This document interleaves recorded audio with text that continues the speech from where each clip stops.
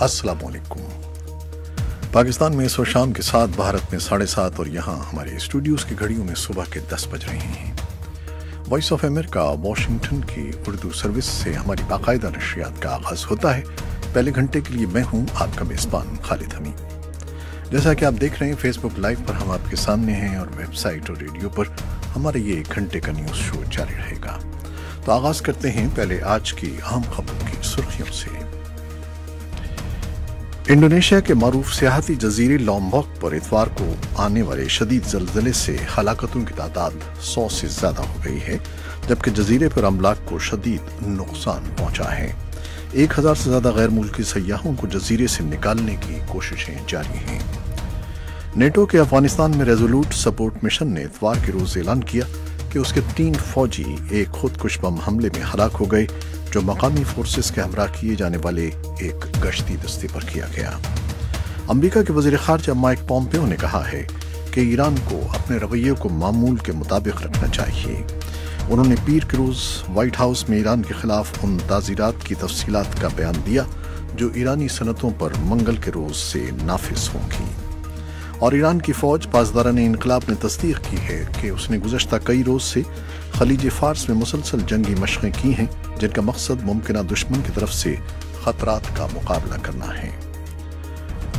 और बांग्लादेश में पुलिस ने पीर के रोज़ एक मशहूर फोटोग्राफर को गिरफ्तार कर लिया और वहाँ पिछले 8 रोज़ से एहतजाज जारी हैं, जो तलबा ट्रैफिक में बदनज़मी और ड्राइवरों के लाइसेंस चेक करने और ट्रैफिक को मुनज़्ज़म करने का मुतालबा करते हुए कर रहे हैं।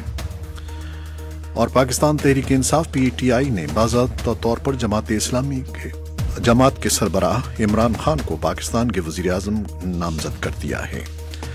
ये थी 6 सुर्खियाँ, तफसील चंद लम्हे के बाद।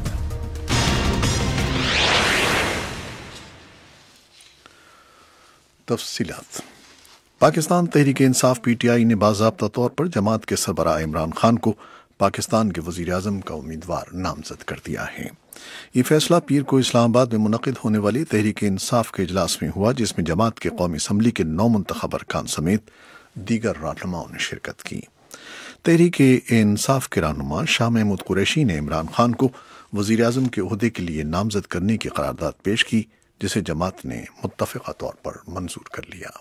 उनका कहना था, मैंने करारदाद पेश की जिसको पूरी पार्लिमानी पार्टी ने इत्तफाक राय से मंजूर किया, और आज इमरान खान साहब को हमने अपना पार्लिमानी लीडर मुंतखब किया है। जमात के सरबराह वो पहले ही थे, आज वो पार्लिमानी लीडर मुंतखब हो रहे हैं, और इससे ये ज़ाहिर हुआ और ये ऐलान हुआ कि इमरान खान हमारे वज़ीर आज़म के उम्मीदवार हैं इंशाअल्लाह।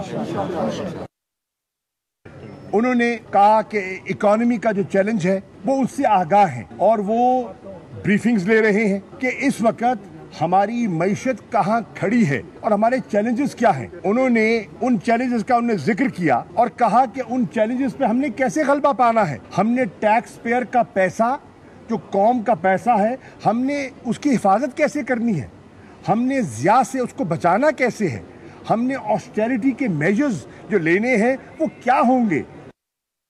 एक उनने फैसला जो किया है, और बड़ा खुशाइंद फैसला है, कि मैं खुद पार्लियामेंट में पेश होऊंगा और प्राइम मिनिस्टर्स क्वेश्चन आवर जो होता है उस पे जाऊंगा, और खुद जो सवालात किए जाएंगे मैं उनका जवाब खुद देना चाहूंगा, ताकि मेरी प्रेजेंस से पार्लियामेंट की सिग्निफिकेंस और इम्पोर्टेंस में इजाफा हो।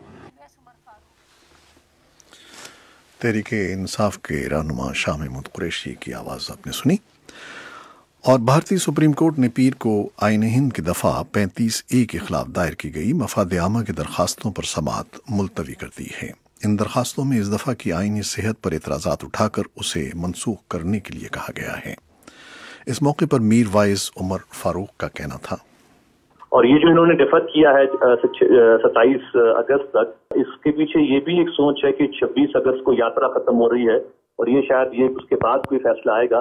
जहां तक तहरीक क़यादत का ताल्लुक है, हमने ये बात वाज़ेह की है और ये वाज़ेह भी कर देना चाहते हैं कि जम्मू कश्मीर के आवाम का जो ये स्टेट सब्जेक्ट हेरिडिटरी लॉ जो है, یہ کشمیر کے متنازع حیثیت سے جڑا ہوا ہے اور UN کا فیصلہ بھی ہونا باقی ہے، استصحاب رائے کا فیصلہ ہونا بھی باقی ہے.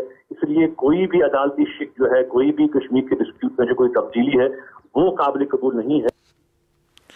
اور ظفر احمد شاہ ایک اور لیڈر کا کہنا تھا، اس کے بعد جو 3 ججز کے پاس کیس لگتا ہے تو وہ فیصلہ کریں گے کہ یہ کیس جو ہے اس کی سنوائی 5 جج کریں گے یا وہیں پر وہ کیس کو ڈسمس کریں گے. اب اس کی 2 وجوہات ہیں. ایک یہ ہے کہ سپریم کورٹ کے ہی کچھ فیصلے آج تک 1954 کے بعد کے ہیں جو 5 ججوں کے بینچ کے ہیں، جسے ہم اب کی زبان میں کانسٹیٹیوشنل بینچ ڈیسیجن بولتے ہیں. تو ان کے مطابق تو یہ چیز ڈسمس ہونی چاہیے. تو اب اس میں کوئی جو پٹیشنرز ہیں جنہوں نے اس کو چیلنج کیا ہے تو وہ دیکھنا پڑے گا کہ ان کے گراؤنڈس آف چیلنج کیا ہے. تو گراؤنڈس پہ ڈپینڈ کرے گا کہ بینچ جو ہے کیا ان پرانے کیسوں کے ریویو کے لیے کوئی نیا بینچ کانسٹیٹیوٹ کرے گا، یا اگر وہ یہ سمجھتے ہیں کہ یہ سب فیصلے ہو چکے ہیں اور یہ مد جو آئینی ہے یہ ویلڈ ہے، تو وہ 27 تاریخ کو جب بھی کیس لگتا ہے تو اسے وہاں پر بھی خارج کر سکتے ہیں. بھارتی سپریم کورٹ نے پیر کو آئین ہند کی دفعہ 35A کے خلاف دائر کی گئی مفاد عامہ کی درخواستوں پر سماعت ملتوی کر دی. اس بارے میں میر وائز عمر فاروق اور ظفر احمد شاہ کی گفتگو آپ نے سنی. اس بارے میں ایک تفصیلی رپورٹ بھی ہم پیش کریں گے کچھ دیر کے بعد.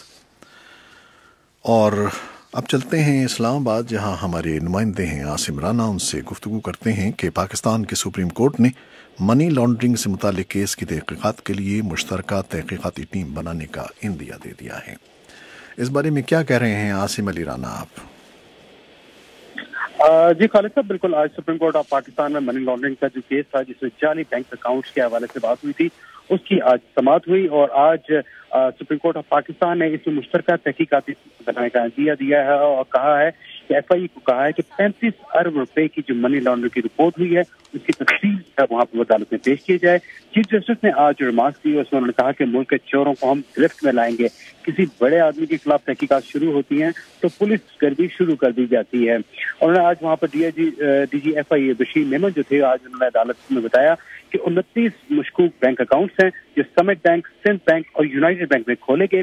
اومنی گروپ جو یہاں پر ان اکاؤنٹس کو ہینڈل کر رہا تھا، ان سے یہ رقم جو ہے وہ زرداری گروپ کو بھی منتقل ہوئی. انہوں نے چیف جسٹس اس موقع پر ان سے پوچھا کہ اومنی گروپ کے اکاؤنٹس کو آپ جعلی کیسے کہہ سکتے ہیں، جس میں DG FIA نے بتایا کہ اکاؤنٹس میں رقم جمع کرانے والے اصل لوگ ہیں لیکن رقم جن اکاؤنٹس میں جمع ہوئی وہ اکاؤنٹس جعلی ہیں.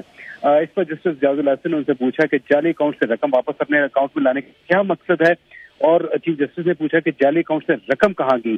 لسٹ میں 29 اکاؤنٹس جو ہیں وہ کس کس کے نام پر ہیں.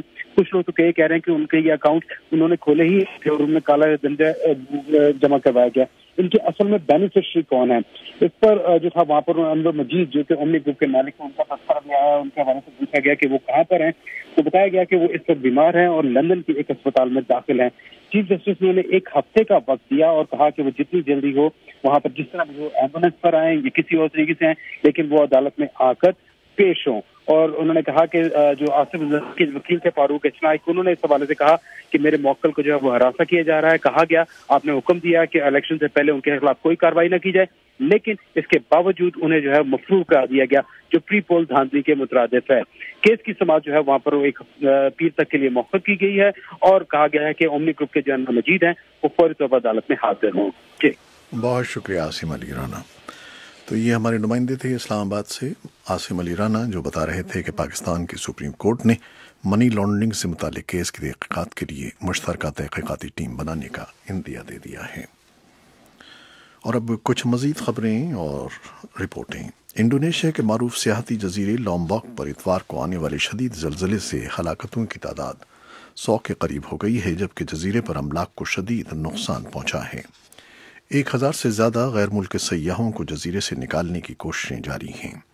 امریکی ارضیاتی سروے کے مطابق زلزلے کی شدت ریکٹر اسکیل پر 6.9 ریکارڈ کی گئی تھی، جس کا مرکز لومباک کے شمالی علاقے میں 10.5 کلومیٹر گہرائی میں تھا. اتوار کے روز آنے والے اس زلزلے کے جھٹکے نزدیکی جزیروں بالی، سامبا और मशरक़ी जावा के बाज़ हिस्सों तक महसूस किए गए थे। इंडोनेशिया में कुदरती आफात से निपटने के इदारे के तर्जुमान सोटोपो पोरोवो ने पीर को सहाफ़ियों को बताया कि अब तक 98 अफराद की हलाकत की तस्दीक हो चुकी है, जिनमें से बेशतर हलाकतें जजीरे के शिमाली हिस्से में हुई हैं, जो ज़लज़ले से सबसे ज़्यादा मुतासिर हुआ है। उनका कहना था कि हलाकतों की तादाद में इजाफा हो सकता है। नेटो के अफगानिस्तान में रेजोल्यूट सपोर्ट मिशन ने इतवार के रोज़ ऐलान किया कि उसके 3 फौजी खुदकुश बम हमले में हलाक हो गए हैं, जो मकामी फोर्सेस के हमरा किए जाने वाले एक गश्ती दस्ते पर किया गया। मिशन का कहना था कि हमले में एक अमरीकी फौजी और अफगान नेशनल आर्मी के 2 सिपाही जख्मी भी हुए। नेटो मिशन ने बाद में तस्दीक की कि हलाक होने वाले फौजियों का ताल्लुक चेक जमहूरिया से था। मिशन ने हमले की जगह के बारे में नहीं बताया। अफगान अहदेदारों का कहना था कि खुदकुश हमला परवान सूबे में हुआ, जो काबुल के साथ 60 किलोमीटर शिमाल में है। ये थी वो खबरें और रिपोर्टें जो फेसबुक लाइव पर हमने आपके लिए पेश की। वेबसाइट और रेडियो पर अभी हमारा ये शो जारी है। फेसबुक लाइव से इजाज़त लेते हैं। अल्लाह हाफिज़।